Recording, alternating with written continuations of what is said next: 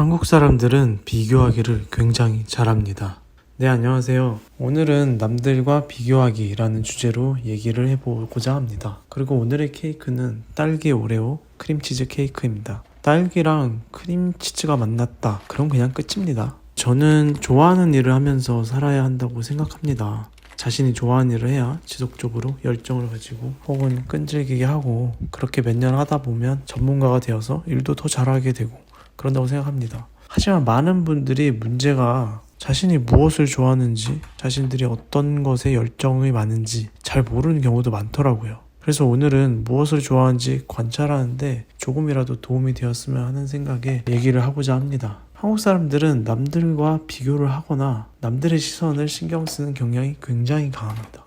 제가 지난 편에 어렸을 때 3년간 말레이시아에서 살다 왔다고 말씀드렸습니다. 그리고 제가 초등학교 4학년 때 다시 한국으로 돌아왔는데 그때 제가 쪽팔리다라는 단어를 난생 처음 들어봤습니다. 그러니까 제가 말레이시아에서 살 때는 쪽팔리다라는 뜻이나 그런 느낌을 가진 단어를 전혀 접해본 적이 없다는 거죠. 그런 느낌이 굉장히 생소하게 느껴졌습니다. 지금 찾아보니 쪽팔리다는 표준어는 아니고 창피하다에 속어네요. 요즘 또 이 단어를 많이 쓰는지는 모르겠지만 이 쪽팔리다라는 단어의 중요한 특징은 그냥 창피하다라는 게 아니라 남들과 비교했을 때 뭔가 다르다거나 혹은 부족하다고 느껴지기 때문에 생기는 그런 창피함이에요. 기본적으로 남들과 비교하는 걸 전제로 깔고 있는 단어죠. 제가 말레이시아에서 살 때는 뭔가 사람들이 자연 친화적이었어요. 좀 더 순수했던 것 같고 경쟁하는 분위기도 아무래도 한국이나 제가 살았던 서울에 비해서는 덜했겠죠. 그래서 서로 비교하고 그런 문화가 덜했던 것 같습니다.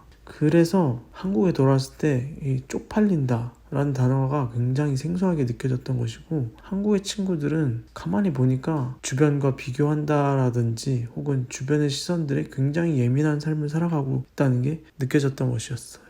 중요한 점은 이 비교하는 문화가 내가 무엇을 좋아하는지 관찰하는데 굉장히 큰 방해가 됩니다. 사실 내가 진짜로 무엇을 좋아하는지 무엇에 관심인지는 그런 답은 내 안에 있어요. 근데 비교하거나 남들의 시선을 신경 쓰는 문화 안에서 살다 보면 나 자신 안에 있는 나만의 그 무언가를 바라보기보다는 남들이 만든 기준 안에서 나를 바라본다라든지 남들과 비교해서 남에게는 있는데 나한테 부족한 것들 그런 것들을 자꾸 집중하게 되고 그 부분들을 자꾸 채우려고 하고 그런 식으로 살아가게 됩니다. 그러다 보면 자연스럽게 내가 좋아하는 것 진짜 나의 모습 혹은 나의 성향, 나의 캐릭터 이런 나의 모습보다는 겉으로 보여지는 스펙이나 결과, 지위, 명성 이런 것들만 찾아가게 되겠죠. 그리고 그것들을 차지하게 되면 자연스럽게 그런 결과들을 더 지키기 위해서 더 달려갑니다. 그러면 그럴수록 정말로 내가 좋아하는 것이 무엇인지 그런 것들에 대해서 알아보고 그냥 내 있는 모습 그대로 내 존재 자체에 대해서 알아가는 것에서는 점점 더 멀어질 수밖에 없죠. 그렇다고 제 얘기를 듣고